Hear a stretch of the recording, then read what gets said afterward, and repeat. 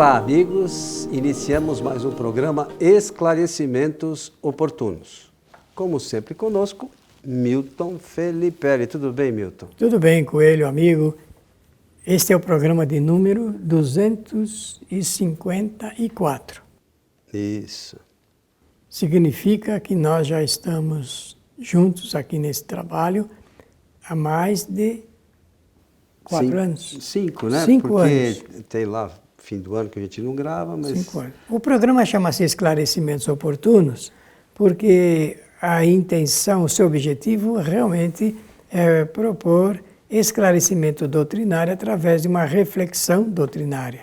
Todos os assuntos são propostos pelos nossos amigos, ouvintes e também os espectadores, e nós traduzimos esses assuntos ao longo de todo esse tempo e fazemos esses comentários doutrinários. Essa é a nossa intenção. E a nossa base é da doutrina espírita, com do espiritismo, certeza, né? O fundamento maior, a base, a própria linguagem tem que ser a linguagem da doutrina espírita, ou seja, os livros de Allan Kardec, que a partir de 1857 apresentou ao mundo uma nova maneira de pensar sobre esses assuntos, sobre a vida, digamos assim.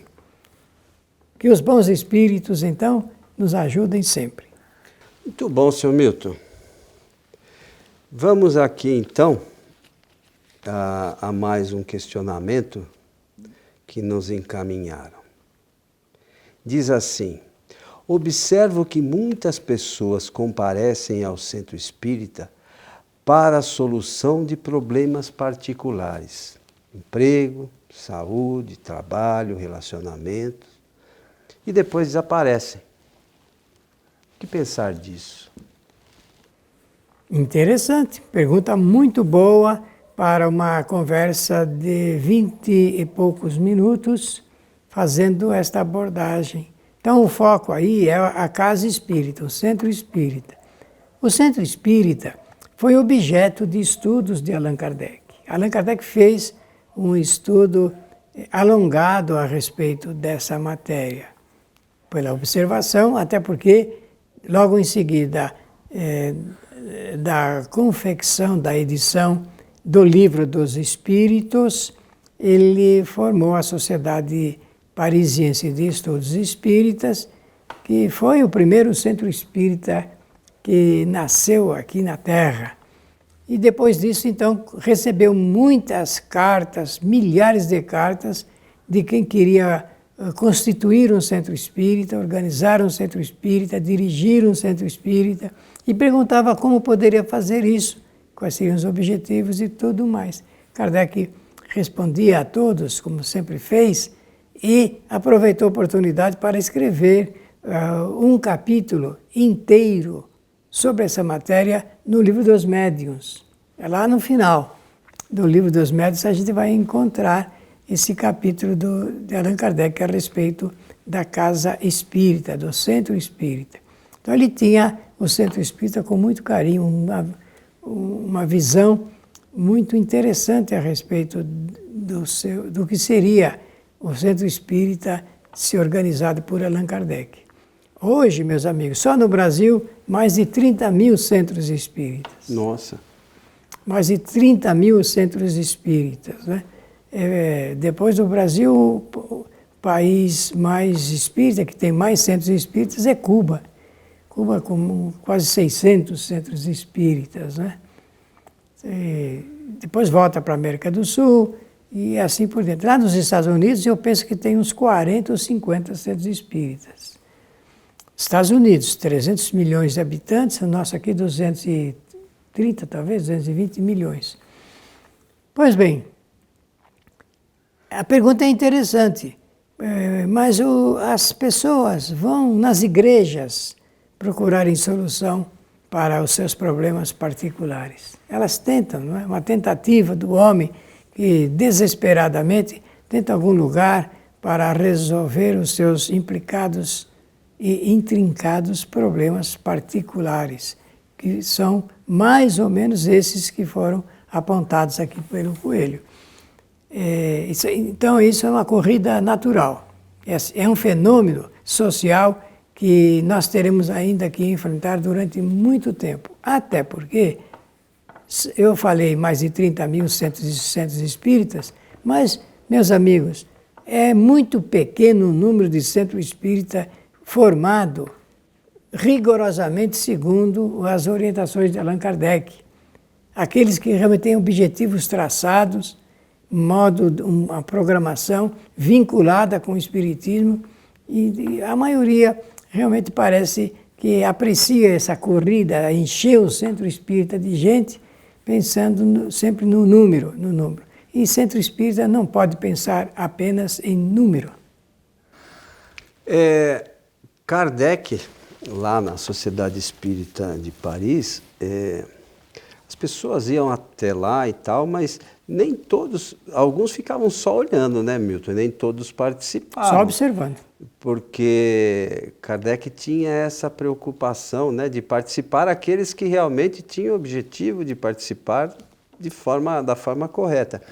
E tem uma outra questão que eu acho que vale a pena a gente lembrar, é que naquela época participavam dos estudos não só espíritas, mas católicos, os de outras linhas de pensamento, os na época não eram evangélicos, eles eram os, como é que chamava? Protestantes. Protestantes, né? Eram os protestantes. Então, veja que todas essas pessoas, todas aquelas pessoas da época, das mais diversas orientações, participavam da doutrina espírita, porque Kardec tinha uma outra ideia do espiritismo da que muitas pessoas têm hoje, né? Então, alguns pensam, não, eu sou católico, não posso ir ao centro espírita. Por que não? O espiritismo estuda coisas corretas ou não? Então, você estudando coisas corretas, você pode ir em qualquer lugar. Enfim, mas a gente, como você mencionou, vê as pessoas buscando algumas soluções fáceis para as coisas, né? A gente esquece que, por exemplo, as curas de Jesus tinham uma razão de ser. Jesus não curava à toa, mas a gente quer que nossos problemas sejam resolvidos do nada. Então, é importante que a gente, e a gente frisa aqui com frequência, é importante que a gente busque o conhecimento espírita para entender essas coisas. Como é que eram feitas as curas de Jesus? Tudo tem uma razão de ser. Não dá para curou do nada, não existe isso. Né? Eu vou em tal lugar porque lá eu vou ser curado. Não é verdade. Se prometeu, já está... Já está em falha, né? Tá não é possível, porque quem promete alguma coisa nesse sentido não conhece as leis naturais.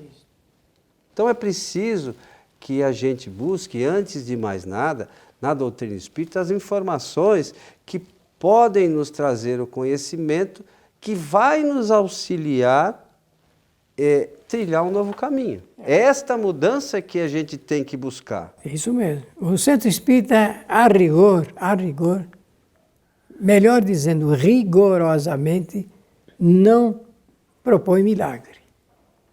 Não existe o milagre dentro do centro espírita.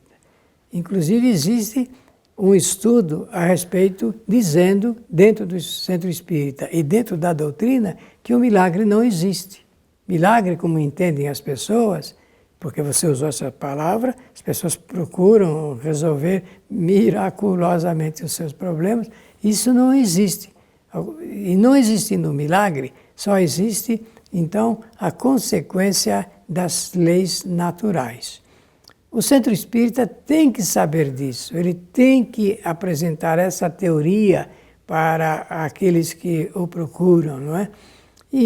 Mas hoje as pessoas têm a palestra pública no centro espírita, que elas têm acesso, em seguida tem a terapia através do passe, que pode ser também antes ou depois. Esse é a reunião chamada reunião pública do centro espírita.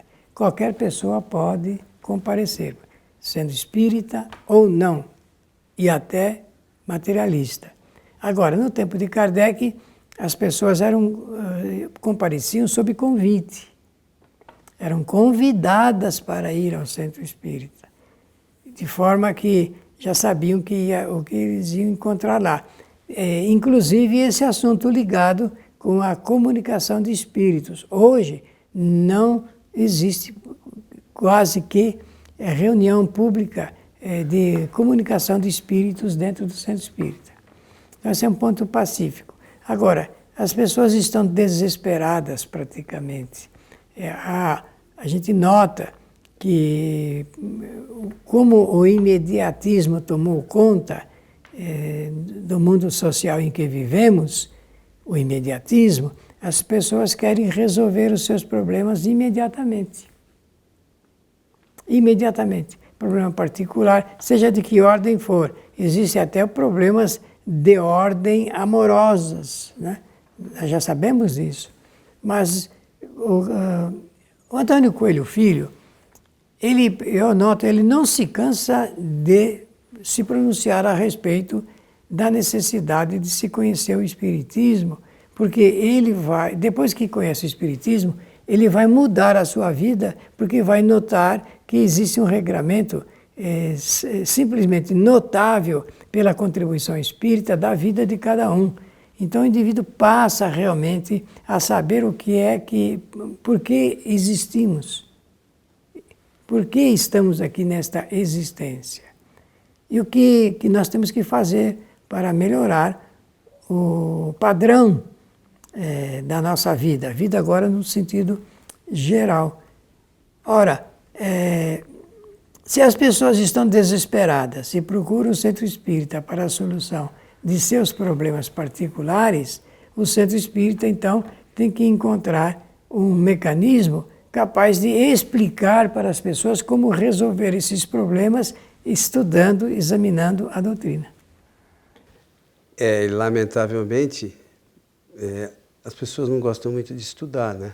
Esse é um grave problema. Esse é um problema, porque não vão encontrar soluções imediatas, né, para os seus problemas. E afirmamos, lugar nenhum pode fazer isso. Não é o centro espírita. No centro espírita a gente estuda as leis naturais, né? As leis naturais, elas servem para o universo. Então, não adianta, se o centro espírita não faz, lugar nenhum pode fazer. E se falar para vocês que faz, não é verdade. Porque essa mágica não existe. Não existe. Todas são consequências de leis. Todas as coisas são consequências de leis. Para quem quiser, o Milton aqui mencionou sobre as questões relacionadas com o milagre, é só procurar lá na Gênese, né, de Allan Kardec. Lê lá sobre os milagres. Ele fala claramente que os milagres não existem e que o Espiritismo não faz milagres. E ninguém faz milagre, porque tudo é consequência de leis naturais. É isso, seu Milton? Exatamente. Então, a gente, lá Kardec teve o cuidado de fazer uma análise também sobre os milagres de Jesus, né? Como é que aconteceram, quais os meios que as coisas aconteceram, para que a gente entendesse e não fosse ludibriado, vai.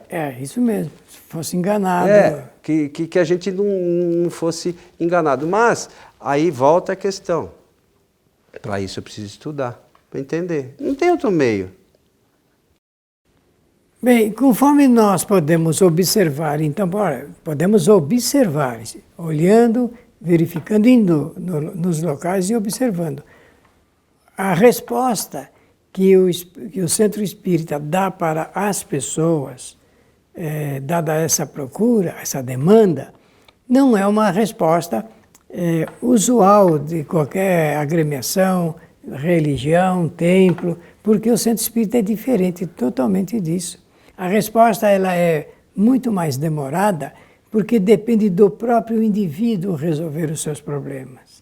O Espiritismo contribui na medida em que esclarece detidamente os problemas humanos e mostra como esses problemas estão relacionados, enquadrados pelas leis naturais, conforme disse o Coelho. Então eu vou citar, já temos citado muitas vezes, e isso também não nos cansamos de dizer, que são aquelas leis prioritárias, 5 primeiras, e depois as demais que são suas consequentes.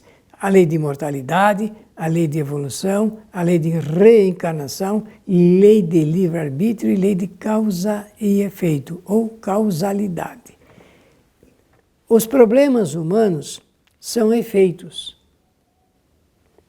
Se os problemas são efeitos, eles são resultados. Eles são resultados. Se são resultados, está envolvido pela lei de causalidade. Causa e efeito. A pessoa sofre. O Espiritismo pergunta, por que sofre? Qual é a causa do sofrimento? E indo em direção a essa causa, depois ficará mais fácil não apenas entender as consequências, entender os efeitos, porque todos os efeitos têm as suas causas nos próprios agentes que as causaram. Esse é o discurso do Espiritismo. Não é a promessa de que Jesus vai curar. E que é o Salvador. Que é o Salvador, que os espíritos vão resolver os problemas, porque eles têm as suas limitações. Então, deve-se aguardar do Centro Espírita uma nova tomada de posição em relação a essa enxurrada de pessoas que entram e saem dos centros espíritas como se fossem lá resolver os seus problemas pessoais. Eu lembro sempre de um caso, eu já falei aqui algumas vezes, de uma senhora que o neto ia fazer um vestibular, ela foi lá pedir para a gente colocar o nome dele lá nas nossas vibrações, né? Para que ele pudesse ir bem no vestibular. Aí eu perguntei para ela, mas ele estudou? Porque é uma consequência natural. Se eu estou prestando vestibular, precisa saber, estudou? Porque é isso que a gente precisa entender, não tem mágica. Hoje até tem vestibular aí que a gente passa na porta da faculdade, a gente meio que é arrastado para dentro da faculdade para cursar. Mas as faculdades difíceis, aquelas mais importantes, mais conhecidas, né? Medicina, direito, engenharia e tal, aquelas mais procuradas, é sempre uma procura muito grande, são muitos candidatos por uma vaga só. Então, é preciso, mesmo aqueles que estudam, às vezes não conseguem atingir o objetivo, imagine se não estudar. E assim é a nossa vida. Tudo é consequência de alguma coisa que a gente fez. E algumas coisas que a gente faz hoje terão consequências no futuro. Então, esse tipo de coisa que a gente precisa entender. Assim, mas é muito simples.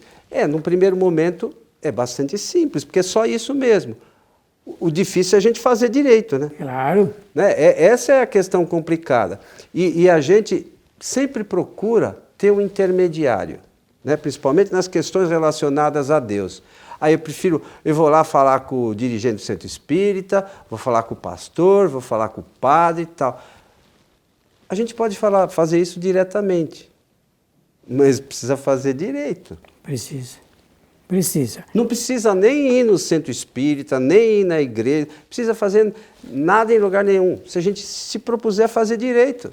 Precisa saber disso. Né? É isso que a gente precisa entender, que nós estamos no mundo com algum objetivo, com algum propósito.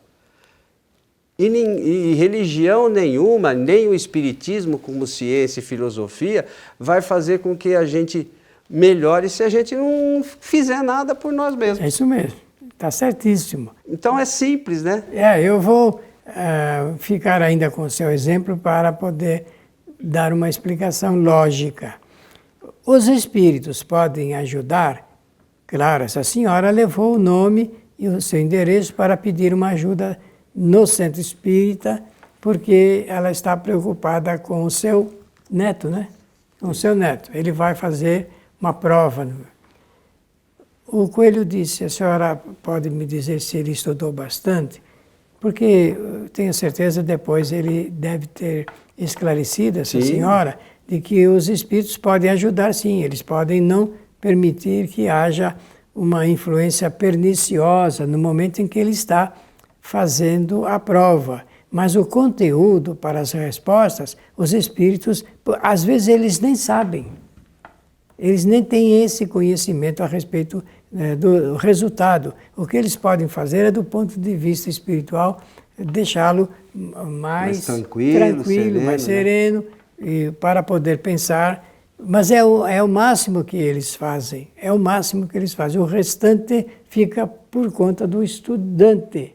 Por conta do estudante. Portanto, eles não vão, do ponto de vista de problema particular, fazer a prova pelo rapaz. Não vai sair prova feita pelos espíritos. A não ser essa ajuda, essa proteção, que creio já é muito valiosa. E exatamente assim, com cada um de nós, no decorrer da nossa vida. Os espíritos, nosso espírito protetor, sobretudo, ele trabalha incessantemente com bons pensamentos, tentando trazer bons pensamentos. Como o Milton sempre lembra aqui, que os bons espíritos nos ajudem sempre, e eles tentam nos ajudar. Só que, por mais que eles tentem, se nós não fizermos a nossa parte, não há espírito que consiga fazer absolutamente nada. Então, por que às vezes a pessoa fala aqui que muitos desistem? Porque eles querem a solução que alguém faça por eles. E isso não existe. Então é preciso que nós busquemos a solução que nós queremos. Coelho, há muitos anos atrás, me contou um companheiro espírita que o seu centro queria comprar um terreno para construir uma sede própria. Então eles, insistentemente, na reunião de conversa com os espíritos, eu não participava desse centro, mas eu sei dessa história verdadeira. Pediam que eles, os espíritos, ajudassem os companheiros do centro a ganharem na loteria. Porque ganhando na loteria poderia comprar o terreno, poderia construir o centro. Muito bem. Disse-me ele que lá pelas tantas, uma ocasião, um espírito, eu acho que ouvindo isso, com essa insistência, disse assim, mas eu quero fazer uma pergunta para vocês. Vocês pelo menos compram bilhete de loteria? Ele falou, não. Então, é uma mágica das mágicas boas, eles queriam, né? Não é possível, né? Fica aqui o exemplo, né? Mas... Parece jocoso, mas é verdadeiro. Então, a gente precisa acordar, né? Seu Milton, estamos chegando ao final de mais programa Esclarecimentos Oportunos. Fica aí a nossa resposta, os nossos comentários, sempre fundamentados na orientação espírita, a respeito dessa procura ao centro espírita das pessoas que querem resolver seus problemas particulares. Que os bons espíritos nos ajudem sempre. A vocês que estiveram conosco, o nosso abraço e até o nosso próximo programa.